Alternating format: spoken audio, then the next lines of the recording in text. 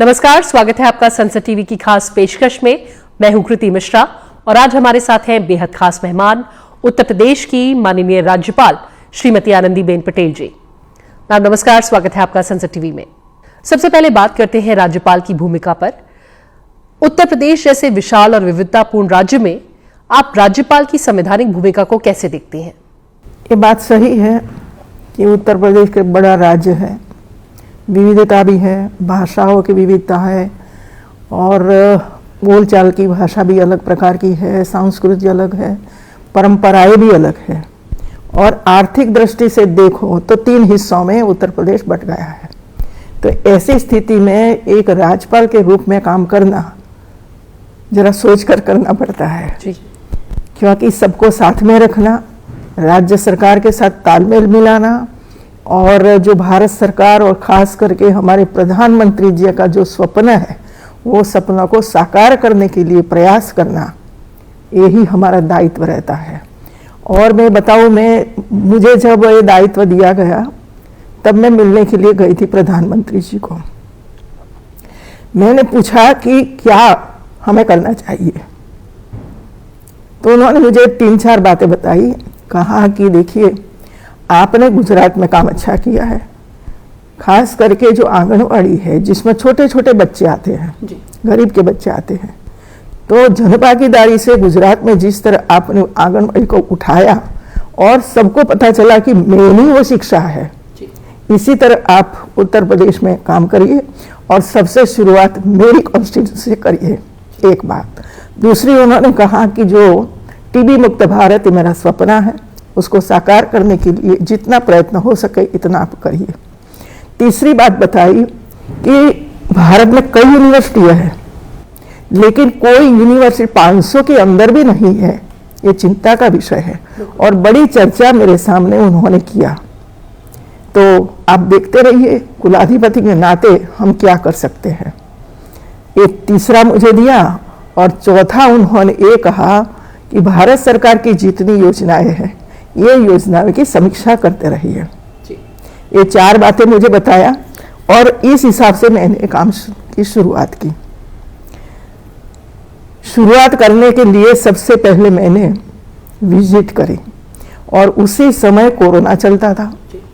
Corona के समय तो मैं कुछ नहीं कर सकती थी, बाहर भी नहीं जाए, कोई आएगा ही नहीं, तो मैंने ऑनलाइन सब प्रक्रिया शुरू की रही। ऑनलाइन सबसे पहले मैंने आंगनवाड़ी को पकड़ा और काशी से पकड़ा और वहाँ लोग बैठे और मैं इधर, आंगनवाड़ी कैसी होनी चाहिए, बच्चों के लिए क्या होना चाहिए, खाना क्या होना चाहिए, उसकी हेल्थ के दृष्टि से क्या करना चाहिए, वो सब कुछ मैं लोगों को बताया। और मैंने कहा कि 1 महीने के बाद हम फिर से ऐसे ही वीडियो कॉन्फ्रेंस करेंगे, इसमें आपने क्या किया है मुझे बता दीजिए। फिर मैंने 1-1.5 महीने के बाद फिर से किया, तो वही काम हुआ। अच्छा काम वे लोगों ने शुरू किया। कोरोना था फिर भी काम शुरुआत करी, तो वहाँ से शुरुआत। और आज मैं कह सकती हूँ कि लगभग 50,000 आंगनबाड़ी तक मैं पहुँची हूँ और हर आंगनबाड़ी को 30,000 से ज़्यादा शैक्षणिक किट मैंने दिलवाई है, वो भी जन भागीदारी से, जिसमें चेयर भी होगी, टेबल भी होगा, खाने की डिश भी होगी, खेलने के लिए साधन भी होंगे, साइकिल भी होंगी। तो इतनी संख्या बढ़ी है। एक दूसरा मैंने काम शुरू किया टीबी का, क्योंकि टीबी के समय पे मैंने देखा कि कई ऐसी एनजीओ थी जो अपने अपने तरीके से काम करती थी और वो मुझे तो अहमदाबाद और वहाँ गुजरात में भी मैंने देखा है। तो इतनी एनजीओ का सबसे पहले मैंने लिस्ट बनवाया कि मुझे कितनी एनजीओ ने कोरोना में काम किया। वही एनजीओ को मैंने राजभवन में बुलाया और उनके सामने विषय रखा, तो वे तो बड़े प्रसन्न हुए कि हम आपके साथ जुड़ेंगे। और वहाँ से हम लोगों ने जुड़ाव शुरू किया और इसमें एक पोषण पोटली बनाई जिसमें हम लोगों ने फ्रूट्स भी रखा, सत्तू भी रखा, मूंगफली, गुड़, चने, ये सब कुछ इसमें रखा। और हम लगे, राजभवन भी लगा, हम लोगों ने स्वयं बच्चों को गोद लिया। और शुरुआत में हम लोगों ने 10 से कम उम्र वाले बच्चों को गोद लिया था, क्योंकि उसकी पढ़ाई में बाधा आती रहती थी। तो वहाँ से हम लोगों ने शुरू किया और जनपद में भी अधिकारियों को मैंने कहा कि जब तक आप एक बच्चे को गोद नहीं लोगे तब तक नीचे कुछ नहीं जाएगा। तो वे लोगों को भी लगा नहीं, हमें भी करना चाहिए। और इसी तरह आज मैं कह सकती हूँ लगभग 4 लाख मरीजों को हम लोगों टीबी में से मुक्त करवाया है, टीबी में से मुक्त करवाया। तीसरा काम हम लोगों ने यूनिवर्सिटी को शुरू किया, ये भी कोरोना में शुरू किया था। बीसी कुल सचिव सबको यूनिवर्सिटी में ऑनलाइन बिठाया और मैंने 15 पॉइंट वे लोगों को भेजा कि बिल्डिंग की स्थिति कैसी है, रिसर्च की स्थिति कैसी है, कितनी खाली जगह है, कितने हाईकोर्ट में केस बने हुए, केस प्रमोशन हुए कि नहीं हुए, सब कुछ मैंने वहाँ से वीडियो कॉन्फ्रेंस के द्वारा एक यूनिवर्सिटी के एक दिन पूरा मैंने निकाला था। इतनी मैं गहन चर्चा करती थी वे लोगों के साथ। और फिर ये तैयारी करिए, मैंने कहा कि तैयारी करिए, जैसा कोरोना हो जाएगा तब हम नेक का कार्यक्रम आरंभ करेंगे, क्योंकि मूल्यांकन तो होना, और मूल्यांकन नहीं होगा तो जो प्रधानमंत्री जी चाहते कि 500 के अंदर तो नहीं हमारी, तो हमें आने के लिए तो NRI फॉर नेक मूल्यांकन तो करना ही पड़ेगा, वर्ल्ड रैंकिंग में जाना पड़ेगा। तो मुझे अच्छा रिजल्ट प्राप्त हुआ है। आज मैं आगे जाकर मैं बताऊंगी कि यूनिवर्सिटी में कैसा हम लोगों ने ग्रेड प्राप्त किया है। तो इसी तरह हम लोगों ने काम शुरू किया, महिला सशक्तिकरण का हो, कोई भी हो, ये काम हम लोगों ने शुरू किया और उसका अच्छा परिणाम मिला है, अच्छा परिणाम मिला। और एक परिणाम मुझे तब पता चला कि अभी शायद एक वीक पहले प्रधानमंत्री श्री ने हायर एजुकेशन की एक पूरी मीटिंग करी जी। और जितनी यूनिवर्सिटी देश में है, ये सभी यूनिवर्सिटी में क्या क्या काम चल रहा है अलग अलग मापदंडों पर, ये मैंने देखा और मतलब मैंने मंगवाया, ऑनलाइन मैंने कवर किया और इसमें देखा तो उत्तर प्रदेश की जो यूनिवर्सिटी ने काम किया इसमें 66% सबसे आगे रही है, वो इसका परिणाम है। अलग अलग यूनिवर्सिटी अलग अलग काम किया है, ये तो मैं बताऊंगी डिटेल में आपको, लेकिन 66% इसमें है। एक मैंने देखा कि 100 के अंदर कितनी यूनिवर्सिटी है, तो हमारी कोई यूनिवर्सिटी इसमें ऐड ही नहीं हुई। तो हम लोग ने जरा कंप्लेन करी ऊपर हायर एजुकेशन वाला को, वही हमारी 2 यूनिवर्सिटी है जो 100 के अंदर आई है, लखनऊ यूनिवर्सिटी और MMT यूनिवर्सिटी, टेक्निकल यूनिवर्सिटी।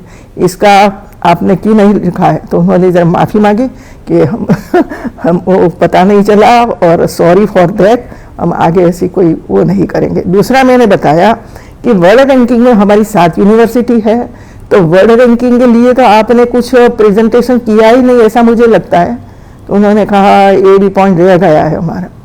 तो मेरा तो ये काम है, जहाँ कुछ गलती होती है तो उसका ध्यान भी आकर्षित करना है और अच्छा काम है तो उसको सराहना भी करनी है। तो ये परिणाम है हमारा। राज्य सरकार से समन्वय बनाकर जो केंद्र की लाभकारी योजनाएं हैं वो लोगों तक कैसे पहुंच रही हैं?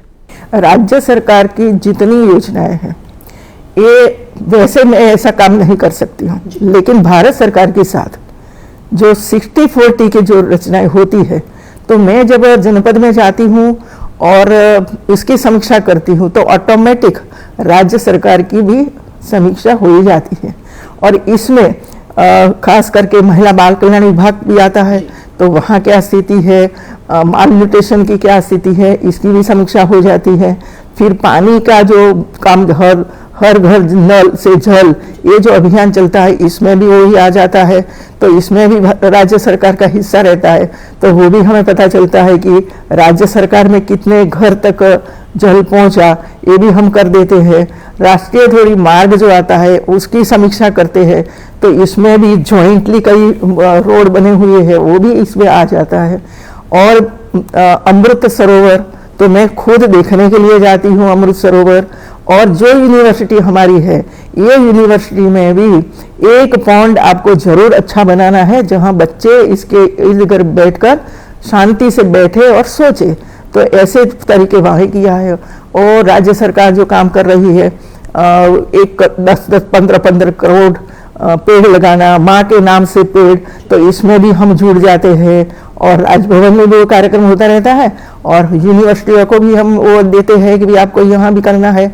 और जितने गांव गोद लिए हैं, ये गांव में जाकर भी आपको पर्यावरण का काम करना है। तो ये राज्य सरकार की योजनाएं भी इसके साथ ही जुड़ जाती हैं और ये काम हम करते हैं।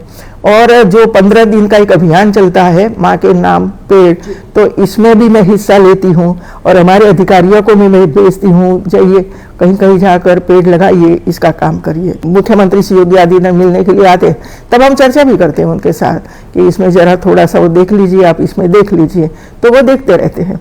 तो ये सामंजस्य तो होना चाहिए, ऐसा नहीं कि एक गलती होगी तो मैं मीडिया के वहाँ पहुँचूँ। मेरा काम है उसको किस तरह से शांति से काम पूरा करवाना, और इसी तरह काम होता है। प्रदेश में महिला सशक्तिकरण को लेकर क्या बड़े कदम उठाए गए हैं?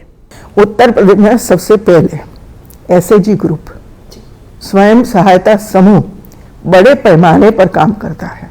और दूसरा क्या किया है उत्तर प्रदेश में कि जो स्वयं सहायता समूह की महिलाएं हैं, जैसे मैं बताऊँ आपको कि जब कोरोना चलता था तो राशन पहुंचाना तो कोई लेने के लिए नहीं आता था, लेकिन स्वयं सहायता समूह और आंगनवाड़ी की कार्यकर्त्री को ये काम दिया था और एक्स्ट्रा पैसा दिया था वे लोगों को, तो इसमें वो हुआ था। दूसरा, जो बिल जब लाइट घर में आती है ना, तब बिल भरना जरा कठिन हो जाता है सबको, तो इसमें मना करते रहते थे। वो काम ये महिलाओं ने बहुत ही अच्छे तरीके से सरकार को मदद करी, और इसमें वे लोगों को शायद 10% कमीशन मिलता है, आज भी करते हैं वे लोग, उनको मैं मिलती भी हूँ। इसी तरह जो ड्रोन दीदी बनाया है, तो ड्रोन दीदी का इतना बड़ा पैमाना है, और वे लोग, मैं पूछती हूँ, इधर भी मिलने के लिए आती, गांव में जाती हूँ तो ड्रोन दीदी अपना काम किस तरह से करती है वो भी मैं देखती हूँ, और मैं पूछती हूँ कि इसमें आप करते हो कितना पैसा मिलता है आपको। तो 1 एकड़ जमीन में वो करते हैं तो उनको 300 रुपया मिलता है, और वो 5 एकड़ जमीन में कर देते हैं तो कितना रुपया कमा रही है। तो आर्थिक दृष्टि से आप देखो तो इसी तरह काम करिए। दूसरा, मैंने धीरे धीरे करके जो महिलाओं की पीड़ा है, दारू, और पति दारू पीता है, पीटता है पत्नी को, वो अभियान चलाया है। दारू मुक्त भारत, वो तो है ही, अभी पूरे भारत में चलाया है। तो जहाँ भी हम महिलाओं को मिलते हैं वहाँ वे लोग अभियान चलाते हैं कि दारू छोड़ो। और उत्तर प्रदेश में काशी और आसपास के एरिया में ग्रीन गैंग बनी है। देखो, मैं ये देखती हूँ महिलाओं में कितनी ताकत है। ये ग्रीन गैंग, और कोई पढ़ी लिखी महिलाएं नहीं है, गांव की महिलाएं 3 प्रकार के काम करती है। राजभवन में मैंने सबको बुलाया, भोजन करवाया, उनकी बातें सुनी मैंने, कैसे काम कर रहे हो, क्या प्रॉब्लम आता है, सुलझाते हो कैसे। एक काम करते हैं, सब इकट्ठा होकर गांव में जाते हैं और तालाब की सफाई करते हैं, तालाब की खुदाई करते हैं। दूसरा काम करते हैं, गांव के बच्चों को स्कूल तक पहुंचाना, यदि नहीं जाते हो तो दूर करते हैं। गांव के बीच में कई पुरुष बैठकर वो पत्ते खेलते रहते हैं और बच्चे उसको देखते रहते हैं, उनको मनाई करती है और उसको बोलती है भागो इधर से, बच्चों के साथ मत करो। तीसरा काम ये करती है, अपने घर में दारू छुड़वाने का काम, कि घर में दारू नहीं होना चाहिए, तो ये काम। और बच्चों को पढ़ाना, उनको लगा है कि हम लोग जो काम करते हैं ना, वो हमें तो पढ़े नहीं, इस वजह से काम करना पड़ता है, लेकिन हमारी बच्ची अच्छी तरह से पढ़े, इसका काम करना है। चौथा, मैंने देखा है कि जब मैं दीक्षांत समारोह में जाती हूँ तब 100 बच्चों को मुझे अवार्ड देना है, तो इसमें से 80% बेटियां हैं। ये बड़ी उपलब्धि है महिलाओं की, क्योंकि अब पिछले 10 साल के आंकड़े देखो तो कोई नहीं है। आज पशुपालन यूनिवर्सिटी में बेटियां पढ़ने के लिए आती है, कभी सोचा था? इसी तरह कृषि में, कल ही मैं कृषि यूनिवर्सिटी में जाकर आई, बेटियां वहां पढ़ रही हो। आज 40% बेटियों हिस्सा ले रही है वो पढ़ने के लिए। ये बड़ी उपलब्धि है सरकारों की, चाहे यूपी हो, चाहे गुजरात हो, कोई भी हो। आज वो सोच बढ़ी है महिलाओं की कि हमें पशुपालन भी करना है, गाय पालन भी करना है, बकरी पालन भी करना है, और अच्छी तरह से उसमें आमदनी कमाती है। किसान क्रेडिट कार्ड, उसका बड़ा पैमाने वो लोगों को देते हैं। युवा महिलाओं को, जो भारत सरकार की योजना है, युवाओं को आगे बढ़ाओ, आत्मनिर्भर बच्चे बने, इसके लिए लोन दीजिए। ये लोन में भी मैं देखती हूँ 30% 40% महिला स्टेज पर आती है और 5 लाख 10 लाख रुपया देते हैं। ऐसे बड़े बड़े वो काम करते हैं। स्पोर्ट्स में जो लड़की आगे आ रही है, जो लड़के, उनको सरकार है कहीं एसपी बनाती है, कहीं एडीसी बनाती है, वो एसडीएम बनाती है, उसको जॉब देती है, तो उसको भी एक प्रोत्साहन मिलता है। तो इसी तरह उत्तर प्रदेश में कई ऐसी महिलाओं के लिए कई योजनाएं बनी हैं, वो काम कर रही है इसमें। शिक्षा और नवाचार में उत्तर प्रदेश में क्या बड़े काम हुए हैं? जो नेक का काम तो मैंने किया, बराबर। और हमारी 19 यूनिवर्सिटी, इसके साथ मैं जोड़ देती हूँ युवाओं के लिए क्या काम हो रहा है। 19 यूनिवर्सिटियों में हम लोगों ने नेक का काम करवाया। 19 यूनिवर्सिटियों में से 9 यूनिवर्सिटी A++ में आई है, और 4 यूनिवर्सिटी A+ में है और बाकी यूनिवर्सिटी A में है। कोई B में नहीं थी, पहले B में थी, C में थी, D में थी, तो कोई जाना ही नहीं चाहता था क्योंकि इंप्रेशन बदलती है। NRI में हमारी 2 यूनिवर्सिटी 100 के अंदर है, 7 यूनिवर्सिटी NRI में 200 के अंदर है, ये बड़ी उपलब्धि है। 7 यूनिवर्सिटी हमारी वर्ल्ड रैंकिंग में साउथ एशिया में 200 से 250 में रैंकिंग प्राप्त किया है। UGC रैंकिंग में हमारी 5 यूनिवर्सिटी है जिसको ऑनलाइन पढ़ाई करवा सकते हैं, वो इजाज़त मिलती है। PM उषा भारत सरकार की पहली योजना बनी कि जो रैंकिंग में जो आगे आते हैं उनको सरकार को प्रोत्साहन देना चाहिए। तो हमारी अभी यूनिवर्सिटी बताओ 740 करोड़ रुपया PM उषा में से प्राप्त हुआ है, जो भारत में कोई जो स्टेट में इतना पैसा नहीं मिला है जिसका हम काम कर रहे हैं। और इसमें भी हम लोग कंप्यूटर IT इस सब में ही इसका उपयोग करना है, एसेट बनाना नहीं है, बच्चों के क्वालिटी के लिए करना है, रिसर्च के लिए काम करना है, ये सब इसमें हमने रखा गया है, इस हिसाब से उसको काम करना पड़ता है। दूसरा हम लोगों ने काम किया कि यूनिवर्सिटी में बच्चों को दहेज प्रथा बंद करो, क्योंकि मैं जेल में देखने के लिए जाती हूँ, वहाँ देखती हूँ ना, तो महिलाएं लगभग 35-40% महिलाएं दहेज के कारण आई हुई है। इतना बड़ा पैमाने पर दहेज प्रथा है उत्तर प्रदेश में, ये चिंता का विषय है हमारे लिए।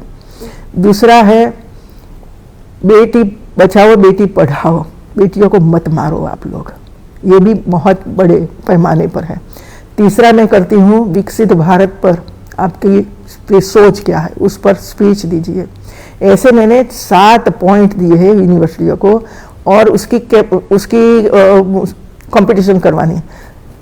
संबंध कॉलेज से जो शुरू करो, इसमें से एक एक ढूंढ कर यूनिवर्सिटी में आओ, यूनिवर्सिटी में करवाइए, फिर 4-5 यूनिवर्सिटी एक हो जाए, इसमें कंपटीशन हो और फाइनल कंपटीशन राजभवन में हो। तो राजभवन बच्चों को आने का बड़ा अवसर मिलता है, 2 दिन इधर रहते हैं। जो पेंटिंग में आए हैं तो पेंटिंग का काम करवाते हैं, जो स्पीच में आए तो स्पीच करवाते हैं, कविता अच्छी लिखी है तो उसका रेसिटेशन हो, ये इधर होता है और 2 दिन तक वे लोग रहते हैं। तीसरा हम लोग कर रहे हैं internal competition, kabaddi, kho kho, cricket और वॉलीबॉल, इसकी इंटरनल कंपटीशन होती है और इसमें से स्पर्धा आगे बढ़ती है और खेलो भारत में फिर वो ही हिस्सा लेने के लिए जाते हैं, क्योंकि कंपटीशन में पता चलता है कि वहाँ किसको भेजना है तो वो ही जाते हैं। और तीसरा है टूर करवाना, ये हमारी सोच ही नहीं है टूर करवानी। तो टूर कैसे करनी है, तो रूट मैं उनको दे देती हूँ कि आपको अपने जिले में तो है ही, दूसरे जिले में जाना है और वहाँ किस तरह जाना है, तो वहाँ जाकर स्वच्छता का काम करना है, आंगनवाड़ी या तो स्कूल में वहाँ स्पीच देना है, वहाँ बच्चों के साथ बैठना है, आप क्या काम कर रहे हो ये उसको बताना है। फिर साइकिल से आगे बढ़ना है 50 किलोमीटर, वहाँ एक और स्कूल में जाना है, गांव में जाना है और फिर आगे जाना है। तो 2 दिन या तो 3 दिन का 250 किलोमीटर का एक टूर प्रोग्राम बच्चों को इतना मांग कर रहे हैं मेरे पास, अभी और भी करवाओ और भी करवाओ। गाँव के लोग उसको भोजन करवाते हैं, उनके साथ बैठते हैं, अपनी बात करते हैं बच्चे, और गांव के लोग उसका बड़ा पैमाने पर सम्मान करते हैं। ये पहली बार वे लोगों ने वो देखा कि इसी तरह तो हम लोग कभी करते ही नहीं थे, तो इसे वो चलता रहता है। तो युवाओं के लिए हम लोगों ने एक काम शुरू किया है, स्पोर्ट्स, फिर रिसर्च के लिए सभी यूनिवर्सिटी को मैंने कहा है जिसके पास फंड है, क्योंकि लगभग 12 यूनिवर्सिटी ऐसी है जो राज्य सरकार की कोई ग्रांट नहीं लेती है, स्वयं चलाती है। जो भारत सरकार की NEP की है ना, इसमें ये है कि इतने समय में आत्मनिर्भर हर यूनिवर्सिटी बननी चाहिए। तो इस दिशा में तो हम काम कर ही रहे हैं। इसमें से 5 करोड़ 10 करोड़ ये रखते हैं फंड के लिए, रिसर्च के लिए या तो स्पोर्ट्स के लिए। तो इसको कोई टच नहीं कर सकता है कि आपको देना ही है, ये FD के रूप में रखना है, बच्चों को देना है, बच्चों को आगे बढ़ाना है रिसर्च के लिए। अध्यापकों को रिसर्च के लिए पैसा देना है, कैसे करेंगे ये लोग, नहीं करेंगे।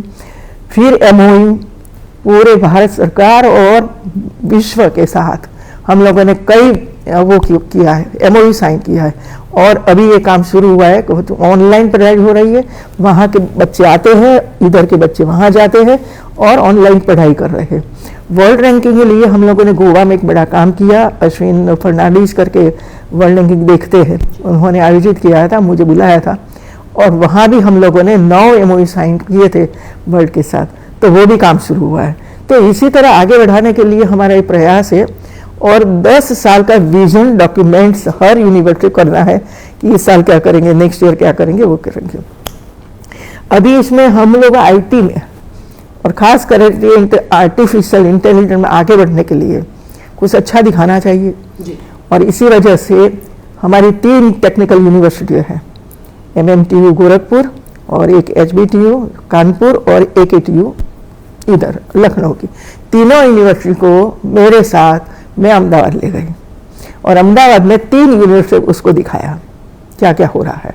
एक यूनिवर्सिटी है राष्ट्र रक्षा यूनिवर्सिटी, जो पहले गुजरात सरकार की थी, स्टेट गवर्नमेंट की थी, अभी वो राष्ट्र की बनी हुई है। जो अभी जो अभियान वो हुआ, इसमें उसने बड़ा हिस्सा लिया, सिंदूर अभियान इसमें। और पहले तो मैं गई थी देखने के लिए, क्योंकि मेरे समय में ये बनी है, तो मेरे हृदय से है वो, क्योंकि जमीन संपादन का काम, उसका उदाहरण करने का काम सब किया था मैंने। वहाँ जाकर मैंने देखा कि वे लोगों ने सिंदूर अभियान में कितना हिस्सा लिया है, किसी को पता ही नहीं, मुझे बताया सब लोगों ने। तो मैंने कहा कि ये दिखना चाहिए, सभी यूनिवर्सिटी को दिखना चाहिए। तो मैं अभी गई थी, तो सभी को बुलाया, अध्यापकों को बुलाया, 4-5 स्टूडेंट्स को भी बुलाया जो इस क्षेत्र में काम कर रहे हैं, और VC, और मैं साथ में रही और सबको दिखाया सब कुछ।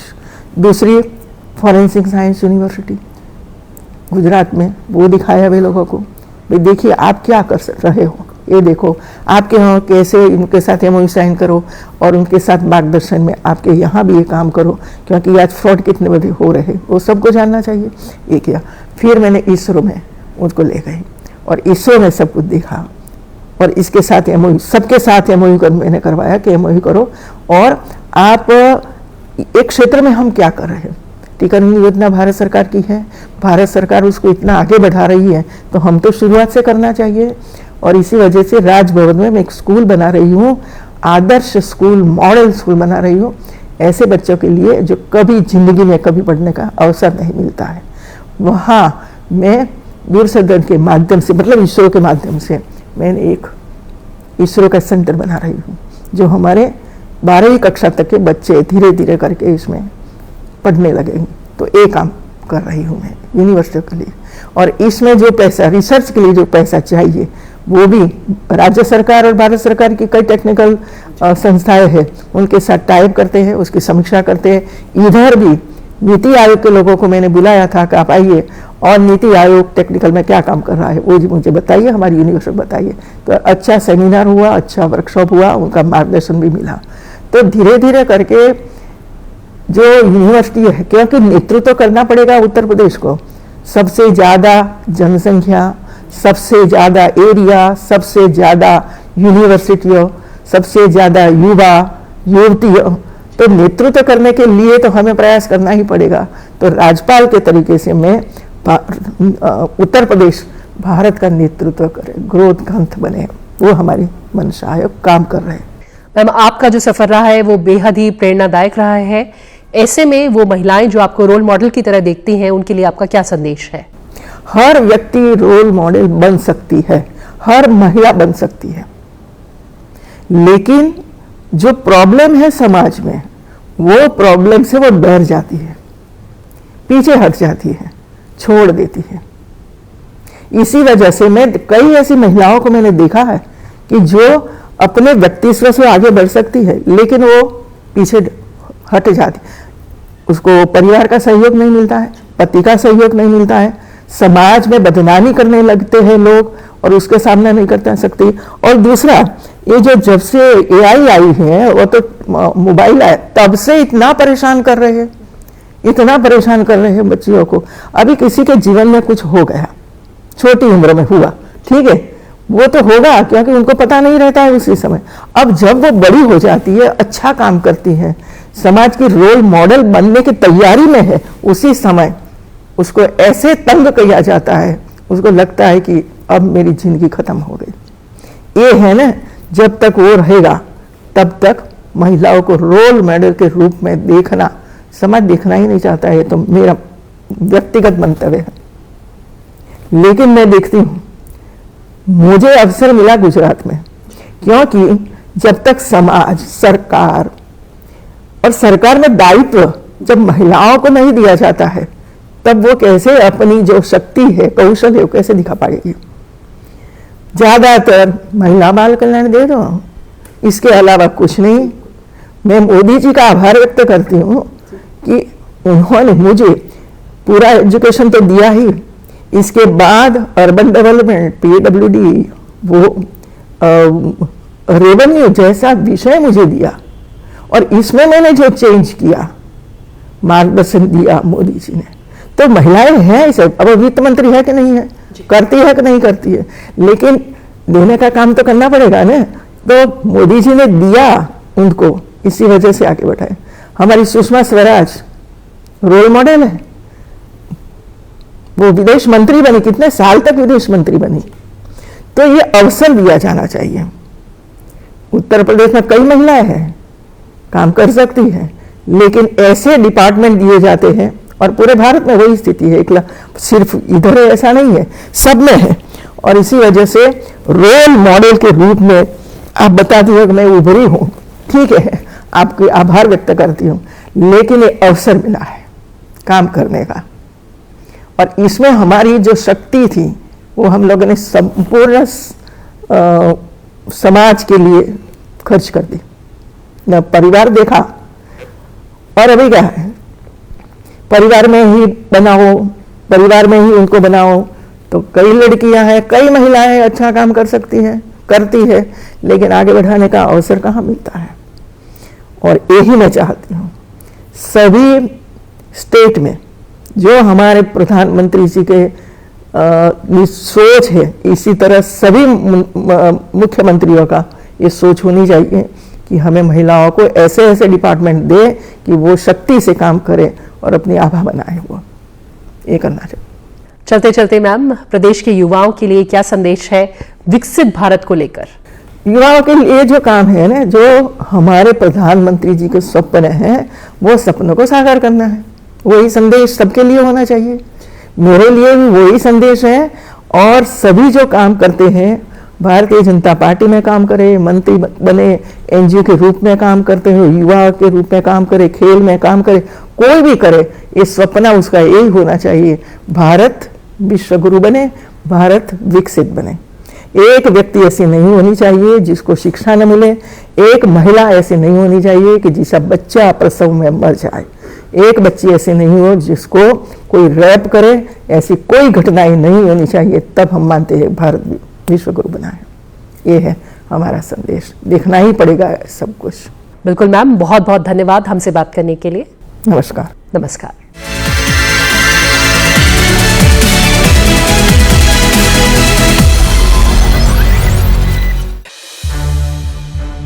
संसद टीवी के और भी प्रोग्राम्स देखने के लिए सब्सक्राइब करें हमारा YouTube चैनल, और हाँ, इन्हें लाइक और शेयर करना ना भूलें।